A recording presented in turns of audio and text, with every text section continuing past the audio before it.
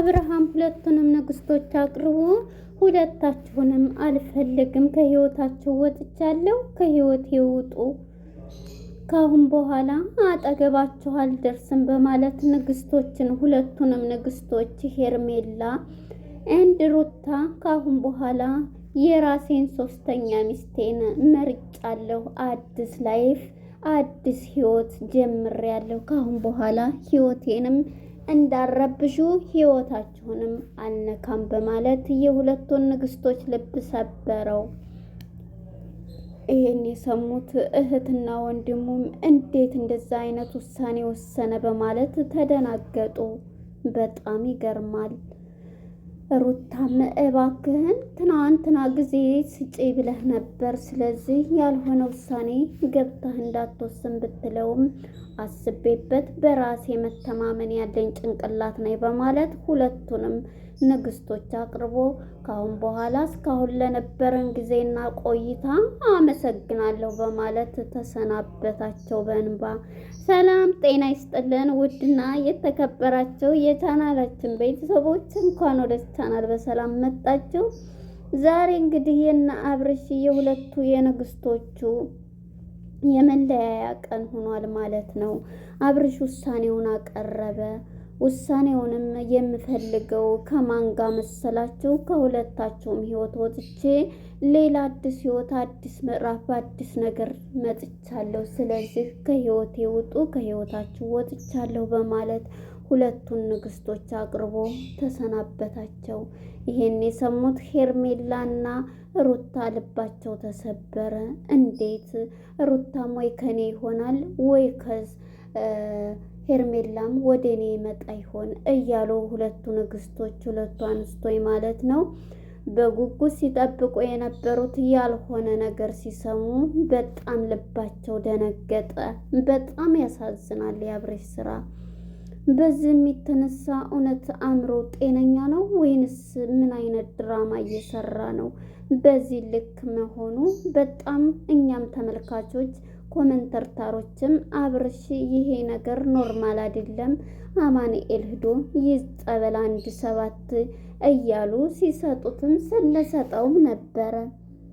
እንግዲህ አብርሽ የሰጠው መልስ ሁለቱንም እህትና ወንድሞቹን አቅርቦ ንግስቲቱንና ንግስቱን ሁለቱን ንግስቶች ግራና ቀኝ አስቀምጦ አሁን እኔ ዛሬ የምወስነው ውሳኔ ለመስማት ነው የመጣችሁት። ውሳኔ ስህተት ነው ብዬ አላስብም። በአንተ ውሳኔ ልንገባም አንችልም። ነገር ግን አንተ ይጠቅመኛል ያልከውን እኛ እንቀበላለን በማለት እህትና ወንድም ሀሳብ ሲሰጡ ነበር። ነገር ግን በተሳሳተ አንተ በችኮላና በሆነ ነገር ስትወስን ግን እኛ ስገባ ማየት አንፈልግም እያሉ ሀሳብ ሲሰጥና ሲሰጡት ነበር። እሱም ሲያዳምጥ ነበር። በመጨረሻ ግን እኔ ካሁን በኋላ ከማንም ህይወት ውስጥ ወጥቻለሁ፣ ሩታን ብትሆን አላገባኋትም ሲል ድንግጥ ነው ያልኩት። በእርግጥ አዎ አላገባሁትም የሚለው አማርኛ ያጥርሃል እንደ ቁምጣ ማለት ነው።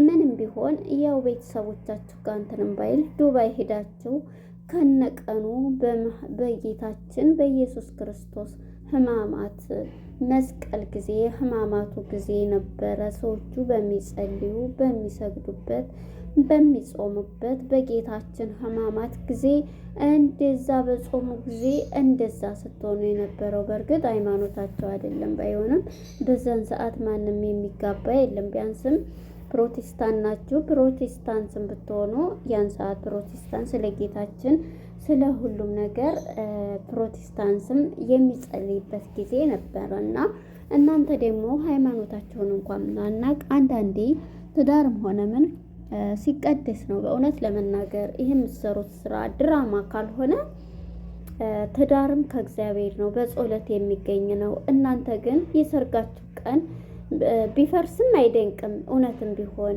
ምክንያቱም ከፈጣሪ ሲሆን ፈጣሪን ፈርታቸው ብትጋቡ ይሻላል። ያን ሰዓት ትንሽ ትልቁ ሚዲያ ላይ እንዴት አንገታቸው ላይ ክር አድርገው እንዴት በጌታችን በኢየሱስ ክርስቶስ በህማማተ ጊዜው ይጋባሉ እያልን ሁላችንም ሀሳብ ስንሰጥ ነበረ። እናም እግዚአብሔር የሌለበት ትዳር መጨረሻው ይህ ይሆናል ማለት ነው። ምክንያቱም መጀመሪያ ፈጣሪ ማስቀደም አለብን በህይወታችን ሁሉ፣ በትዳርም ሳይሆን በስራችን፣ በህይወታችን በማንኛውም ጊዜ ማስቀደም ያለብን ፈጣሪን ነው። እናንተ ግን ፈጣሪን ረስታችሁ በራሳችሁ አእምሮና በራሳችሁ ነገር ሂዳችሁ ዱባይ እንደዛ ስታደርጉ፣ ሰርጋችሁንም እንደዛ ስታደርጉ ነበርና ሁላችንም ኦርቶዶክሳውያን አንገታቸው ላይ ማህተብ አድርገው እንዴት እያልን ነበረ። በእርግጥም ኦርቶዶክስ አይደሉም ብለው መጨረሻ ላይ መልሱን አግኝተናል ማለት ነው።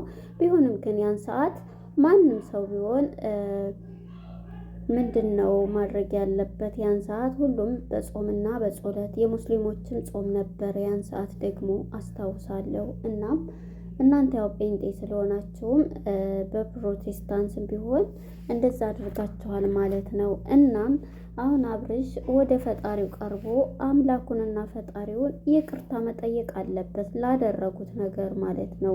እግዚአብሔር ይመስገን ልጅም ሰጥቷቸዋል። እንግዲህ ልጃቸውንም እንትን ይበላቸው። እንግዲህ አብርሽ አሁን ላይ አእምሮም ደህና አይደለም። ምክንያቱም አሁን በዚህ ሰዓት ወይ ከሩታ ከልጁ እናት ጋር ይሆናል ነበር ያልነው ማለት ነው። ሩታም ትናንትና መታ ውሳኔዋን በኤፍሬም እንትን ላይ ወንድሙን ጠርታ ስትናገር ነበረ። ወስናለይ በቃ ከኔ ጋር ማይሆን ከሆነ ኮቶቱን ሁሉ አውጥቶ እንደ ማንኛውም መጥቶ እንትን ማለት ይችላል፣ ልጁን ማየት በህግ በፈቀደለት መልኩ እያለና እያለች ስትል ነበረ። እናም ዛሬ እንግዲህ እሱ ደግሞ በተራው ስትጠይቅህ ነበር ትናንት። በቃ ልሰብና ራሴን አታጨናንቆኝ በማለት እውነት ሁለቱም ያችም ይችም ስትለው ተጨናንቆ እንኳን ቢሆን ይህን ውሳኔ ቆይ ልሰብበት ብሎ ሊወስን ይችል ነበር። አሁን ግን ሶስተኛ ሴት ላይ ሄደ፣ ሌላ ፍቅረኛ ይዟል ማለት ነው። እናም የራሴን ህይወት እያለው ከእናንተ ጋር አልደርስም ከእኔ ጋር እንዲያደርሱ በማለት ማስጠንቀቂያ ሰጣቸው። ሁለቱም እንስቶች ግን በጣም ልባቸው አዘነ፣ በጣምም ተሰበሩ። እባክህን እረፍ እንጂ እያለ ድብም ሲጠይቀው በፍጹም ሊሰማ ፈቃደኛ አልነበረም ማለት ነው። እንግዲህ አሁን ያለበት ሁኔታ በዚህ አይነት ተሰነባበታቸው። ሁለቱም ሴቶች በመገረምና በመደነቅ ሁሉንም ትቷቸው ሲሄድ እነሱም ልባቸው አዘነ። በጣም ይገርማል የአብርሽ ስራ ማለት ነው። እንግዲህ አብርሽ ይሄው ሚስቴ ናት ብሎ ሌላይቱን ሴት ሶስተኛ ሴት ሊያመጣ ችሏል ማለት ነው። ጉድ እኮ ነው አብርሽ የሴቶች አተራማች ማለት ነው። እናም ሊሰናበታቸው ሴቶችን እስካሁን ለነበረን ጥሩ ጊዜ አመሰግናለሁ። አሁን ግን መልካሙን ሁሉ ተመኘሁላችሁ። እናንተ ጋር በነበርኩበትም ጥሩ ነው፣ ጥሩ ቆይተናል። ለነበረን መልካም ጊዜ አመሰግናለሁ ብሎ ሩታንም አላገባሁሽ ሄርሜላንም ጥሩ ባንቺ ጊዜ ነበረንም ባንቺም ጋር በማለት ሁለቱንም እንስቶች አቅርቦ ይሄንን ቃል ሲላቸው ነበረ። በጣም ይገርማል። በዚህም የተነሳ ሁሉም የቆሙት ሁሉ በድንጋጤ ፈጠጡ። እህቱ ቡዜም በጣም ደነገጠች። ሄርሜላም ሁላቸውም የተናገረው ቃል ያስደነግጣል። እንደዚህ ሲል ምክንያቱም ወይ ሩታን መርጫለሁ ወይ ልጆች እናት ልጄ ጋር ሊል ነው ብለን ስንጠብቅ እሱ ግን ሶስተኛ ሴት መርጫለሁኝ የራሴን አዲስ ህይወት ልኖርበት በማለት እንግዲህ ይሄን ቃል ሊሰጣቸው ችሏል። በሉቻው እስካሁን ለነበረን መልካምና ጥሩ ጊዜ አመሰግናለሁ። እንስቶችም በጣም ተደናግጠው ካሁን በኋላ በህይወቴም በህይወታችሁም አልገኝም፣ የራሳችሁን ህይወት መኖር እኔም የራሴን ህይወት መኖር አለብኝ በማለት ሁለቱንም ንግስቶች ልባቸውን ሰበረው። በዚህም የተነሳ እንስቶችም ተደናገጡ። በቃ ልትሄድ ከሆነ ለመጨረሻ እንትን በል እንጂ እንትን እንዳትል በማለት ወንድሙን ቢይዘው በቃ ውሳኔ የራሴ ውሳኔ ነው፣ አስቤ አልሜ ያቀርኩትና የወሰንኩት ውሳኔ ነው፣ ዛሬ ሳይሆን ብዙ ጊዜ አስቤበት ነው በማለት ይሄን ቃል ሰጥቷል ማለት ነው አብርሽ። እናም ይሄን ብሏቸው ሁለቱንም እንስቶች ሊያሳውቃቸው ችሏል፣ ሩቷንም አብርሽንም ማለት ነው። ማነች ሄርሜላን አብርሽ እንደዚህ ብሏል። እንግዲህ በቃ ካሁን በኋላ አብርሽ ሁለቱን እንስቶች የራሳቸውን ህይወት መኖር ጠንካራ ሆነው ሩታም ልጇን ማሳደግ ነው ያለባት። እንግዲህ ይህንን ነበር የና አብርሽ ውሳኔ እስከዛሬ እንግዲህ ሲሄዱ ሲመጡበት የነበረው። ለመጨረሻ ጊዜ አሳውቋቸው እነሱም በሀዘን ልባቸው ሁለቱም ተሰብሯል። ሩታም የልጅ አባት ከኔ ጋር ይሆናል ብላ ሀሳብ ነበራት። ይችኛይቱም እኔ ጋር ይመርጠኛል ከኔ ጋር ይሆናል ብላ ነበረ ሄርሜላም የመጣችው።